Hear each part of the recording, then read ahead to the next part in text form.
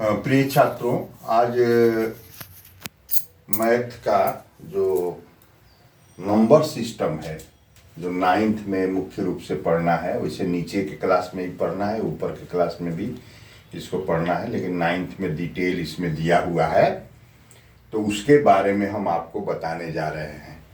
पहली संख्या होती है जिसको हम प्राकृत संख्या कहते हैं।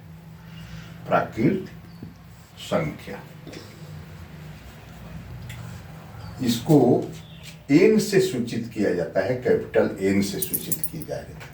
किन संख्याओं को प्राकृत संख्याएं कहते हैं? अतः गिनती की संख्याओं को प्राकृत संख्या कहा जाता है। गिनती की संख्याओं को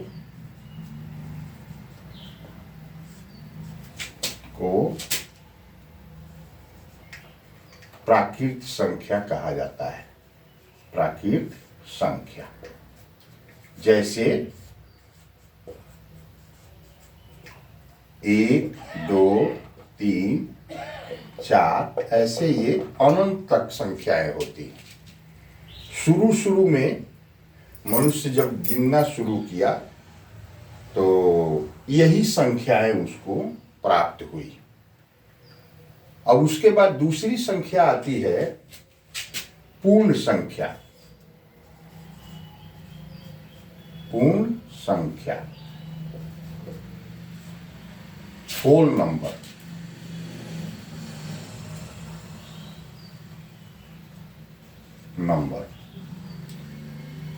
इन संख्याओं को हम W से सूचित करते हैं। W से सूचित किया जाता है। अब इसको ऐसे समझना है कि प्राकृत संख्याओं के समूह में, प्राकृत संख्याओं के समूह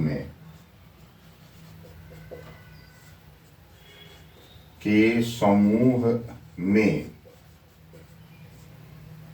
जब शून्य शामिल हो जाता है, शून्य शामिल हो जाता है,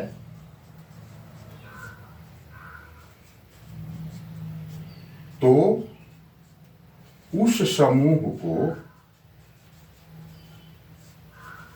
को पूर्ण संख्या कहा जाता है। पूर्ण संख्या कहा जाता है।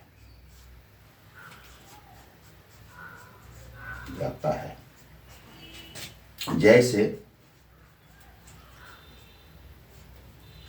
0, 1, 2, 3, 4 और इस तरह से अनंत तक संख्याएं जाती है। अब यहां पर हम देखेंगे कि प्राकृत संख्याओं का जो समूह है वो छोटा है और पूर्ण संख्याओं का समूह बड़ा है, क्योंकि सभी प्राकृत संख्याएं पूर्ण संख्याओं के समूह में शामिल हो जाती हैं, तो उनको हम पूर्ण संख्याएं कहते हैं।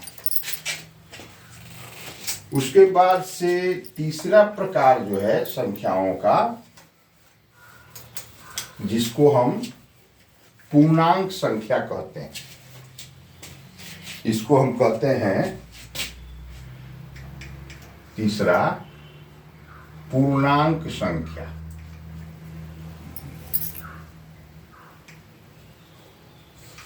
ये ठीक है।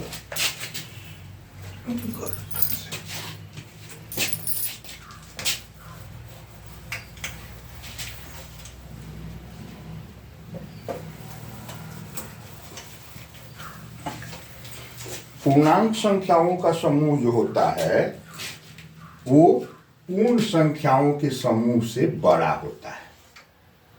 पूर्णांक संख्या, इसको अंग्रेजी में इंटीगर्स कहा जाता है। इंटीगर्स कहा जाता है। इन संख्याओं को Z से सूचित किया जाता है। Z से।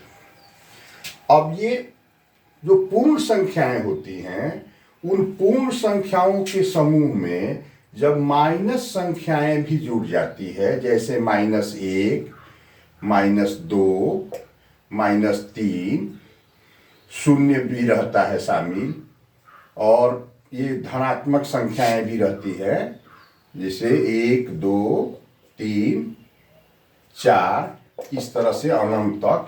इन सारी संख्याओं को हम पूर्णांक संख्या कहते हैं। उसके बाद चौथा नंबर पर आता है परिमेय संख्या।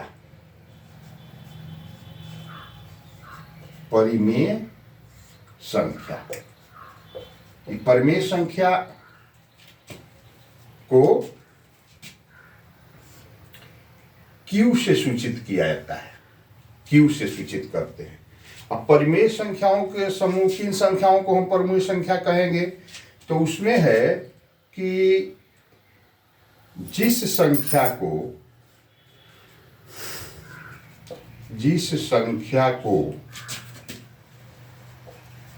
हम P/Q के रूप में लिख सकते हैं,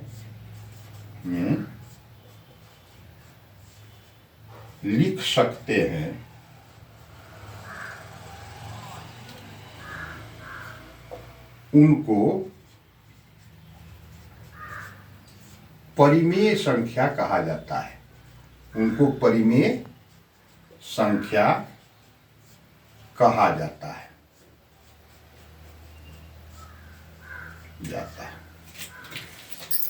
इसमें शर्त है, P/Q के रूप में तो हम लिख सकते हैं, लेकिन Q जो है वो, लेकिन Q is not equal to 0। ये शून्य के बराबर नहीं होना चाहिए। बाकी कोई संख्या आती है उससे कोई फर्क नहीं पड़ता है, उन सभी संख्याओं को हम परिमेय संख्या कहते हैं। इस प्रकार हम देखते हैं कि ये जितनी पुरानी संख्याएं, जैसे पूर्णांक संख्याएं हैं, तो पूर्णांक संख्याओं के समूह में ही बट्टा वाली संख्याएं जब जुड़ जाती हैं तो उनको हम परिमेय संख्या कहते हैं। वैसे इन संख्याओं को भी परिमेय संख्या कहेंगे। जैसे 0 है तो 0/1, या 2/1, या 6/3। इस तरह से हम कोई संख्याओं, अनंत संख्याएं इसमें भी हैं, उन सभी संख्याओं को हम परिमेय संख्या कहेंगे। इसका बस यही आपको याद रखना है कि इन परिमेय संख्याओं को हम P/Q के रूप में लिख सकते हैं, और Q जो है 0 के बराबर नहीं होना चाहिए। बस उसके बाद से है अपरिमेय संख्या।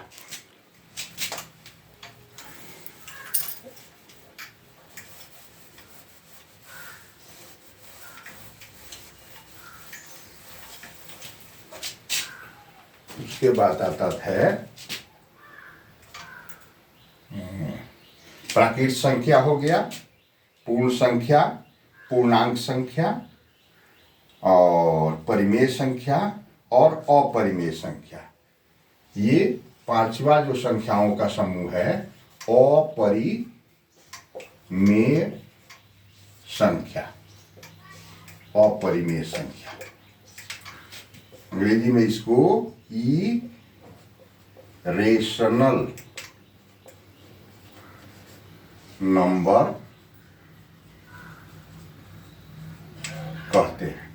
अब अपरिमेय संख्याएं क्या होती है, तो इसका जो परिमेय संख्या का परिभाषा दिया गया है, उन्हीं के उल्टा इसका परिभाषा है कि जिन संख्याओं को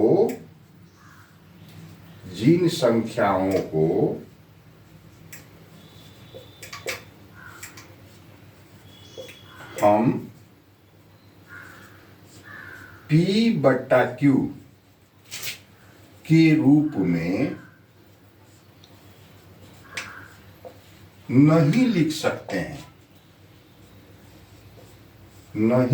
सकते हैं, उन संख्याओं को को अपरिमेय संख्या कहा जाता है। अपरिमेय संख्या कहा जाता है। अब इन संख्याओं का स्वरूप क्या होता है? तो बाकी जितनी संख्याएं अभी तक हम लोगों ने पढ़ा है उन सभी संख्याओं को p/q के रूप में लिख सकते हैं, लेकिन कुछ संख्याएं इसके बाद भी माने जो संख्या रेखा होती है या रियल नंबर लाइन होती है उसमें कुछ संख्याएं ऐसी बच जाती है जिन संख्याओं को हम परिमेय संख्या के रूप में नहीं लिख सकते हैं, तो उन सभी संख्याओं को हम अपरिमेय संख्या कहते हैं। इन संख्याओं का स्वरूप है जैसे √2 या कोई और संख्या है जैसे 1.0110110111। इस तरह की संख्याएं जो होती हैं उनको हम अपरिमेय संख्या कहते हैं। तो अभी तक जो संख्याएं आप 5 प्रकार से पढ़े उनमें पहली संख्या है प्राकृत संख्या। गिनती की संख्याओं को हम प्राकृत संख्या कहते हैं, और शून्य जब उन संख्याओं के समूह में जुड़ जाता है तो पूर्ण संख्याओं का समूह मिलता है, और पूर्ण संख्याओं के समूह में जब ऋणात्मक संख्याएं जुड़ जाती हैं तो पूर्णांक संख्याओं का समूह मिलता है। बट्टा वाली संख्याओं को परिमेय संख्या और बट्टा बिना बट्टा वाली संख्याओं को अपरिमेय संख्या कह सकते हैं। अब उसके बाद आता है वास्तविक संख्या। वास्तविक संख्या इसको रियल नंबर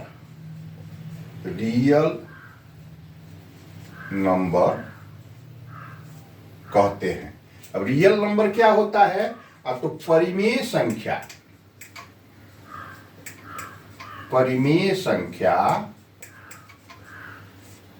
और प्लस अपरिमेय संख्या, परिमेय संख्या,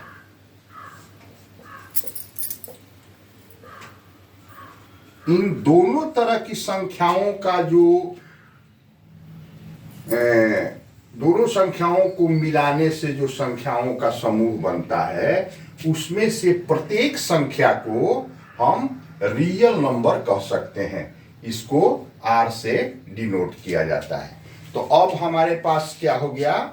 माने संख्याओं का जो सबसे बड़ा समूह है वो रियल नंबर का समूह है। उसके बाद भी छोटी छोटी कुछ चीजें जानना है संख्या पद्धति के रूप में, जो नीचे के क्लास में भी आप लोगों पढ़ चुके हैं। जैसे होता है सम संख्या,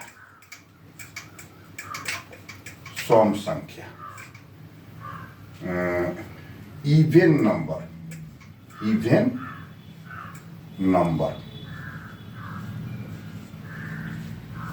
ये क्या होता है? तो जिन संख्याओं में 2 से भाग लग जाए उन संख्याओं को हम सम संख्या कहते हैं। जैसे 2, 4, 6, 8, 10, 12, 14 इस तरह की संख्याओं को हम सम संख्या कहते हैं। एक अगली संख्या है विषम संख्या। विषम संख्या इसको कहा जाता है ओड नंबर। ये जो 2 है और 4 है इसके बीच की संख्या जो होती है या 2 के पहले की संख्या जो होती है, जैसे 1, 3, 5, 7, 9, 11, 13, 15 इस तरह की जो संख्याएं आती हैं उनको हम विषम संख्या कहते हैं। सम संख्याएं जो होती हैं वो 2n के स्वरूप की होती हैं, और विषम संख्याएं जो होती हैं वो 2n प्लस वन या 2n-1 के स्वरूप की होती हैं। मतलब ये जो है सम संख्याएं वो 2 दूना 4 और 2 तिहाई 6 2 चौका 8 2 5 10 ये 2 के गुणज में होती हैं। और ये संख्याएं जो होती है माने 2 के गुणा करने पर 1 उसमें जोड़ दीजिए या 2 से गुणा करने पर 1 घटा दीजिए तो विषम संख्याओं का समूह मिलता है। उसके बाद संख्याएं आती हैं भाज्य संख्याएं। भाज्य संख्याएं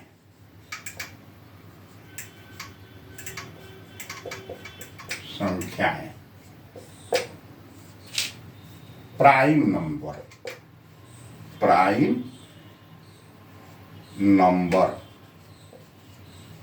नंबर किसको कहा जाता है? अतः जिन संख्याओं का एक और स्वयं माने वो संख्या जो दी हुई संख्या हो उस संख्या में एक और स्वयं के अलावा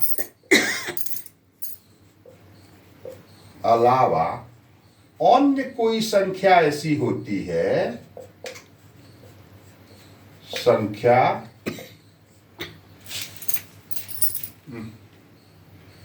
संख्या होती है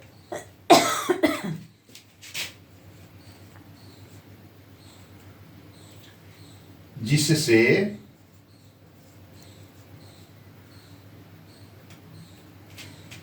अन्य कोई संख्या अभाज्य वाला बता रहे हैं।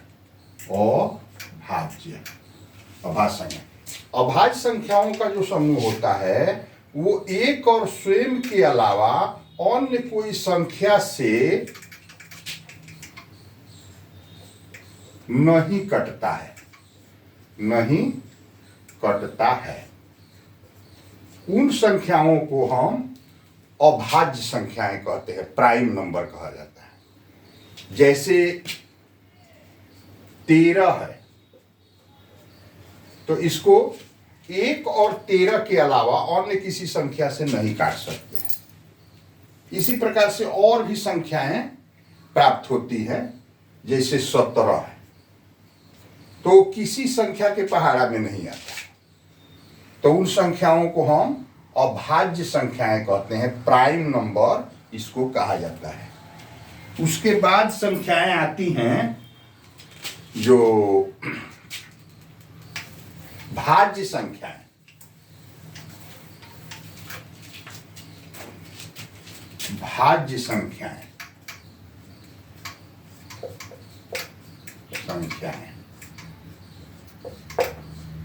इसको कंपोजिट नंबर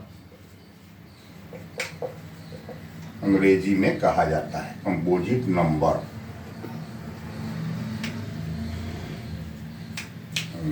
अभाज्य संख्याएं कौन होती हैं?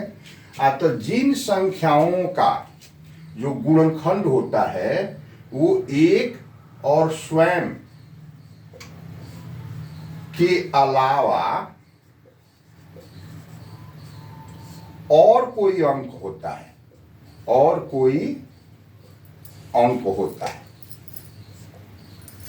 माने ये कम से कम 3 अंकों से कट जाने वाली संख्याएं होती हैं तो उनको हम भाज्य संख्या कहते हैं, कंपोजिट नंबर कहते हैं। जैसे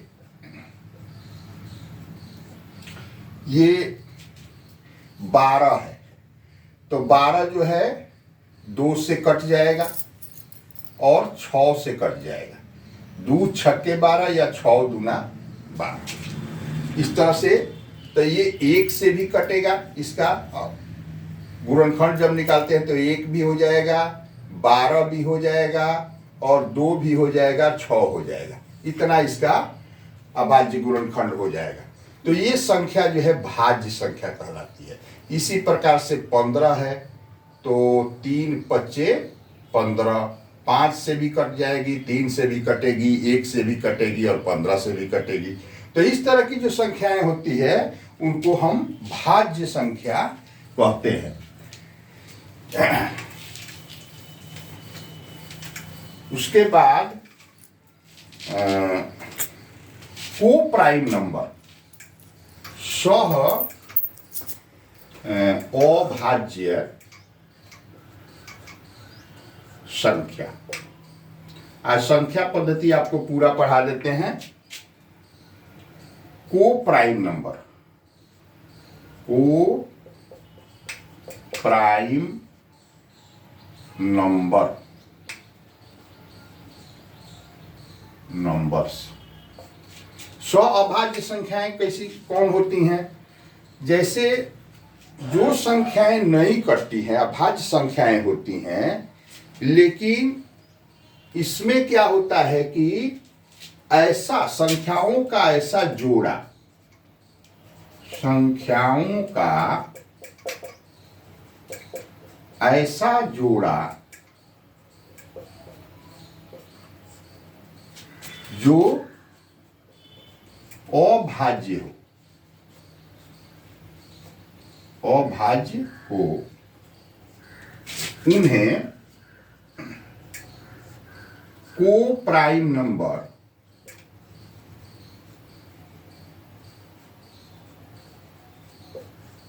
नंबर यानी सह अभाज्य संख्या कहते हैं।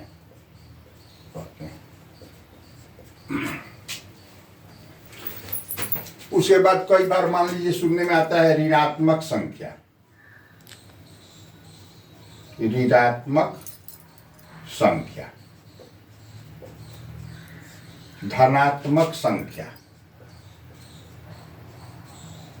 मक संख्या। तो ये सब संख्याएं हैं।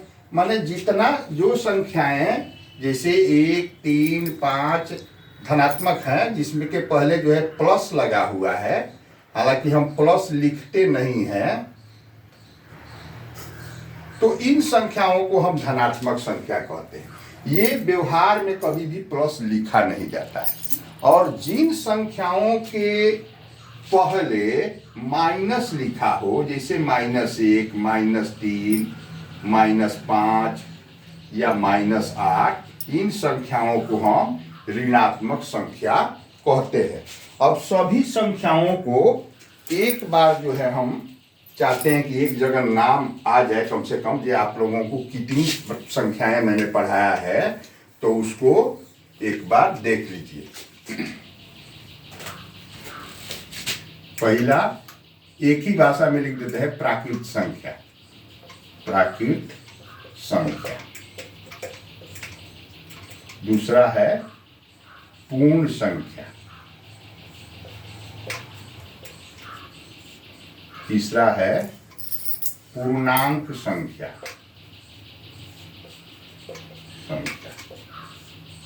चौथा है परिमेय संख्या।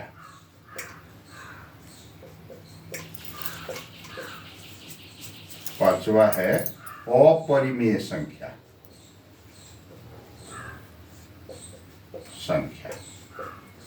और छठा है वास्तविक संख्या, सम संख्या,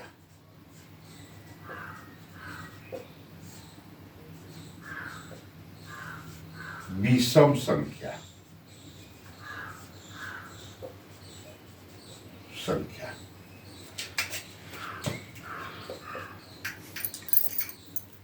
भाज्य संख्या,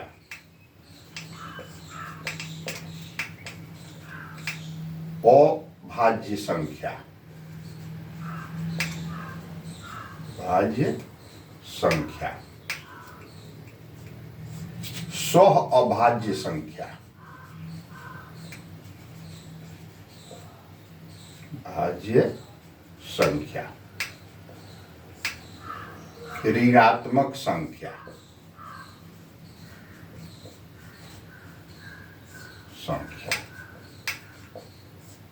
धनात्मक संख्या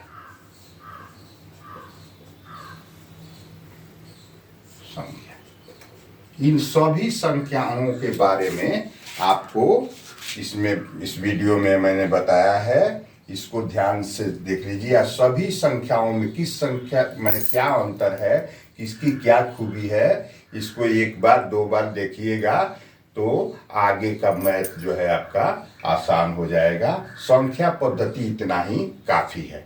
बस, धन्यवाद।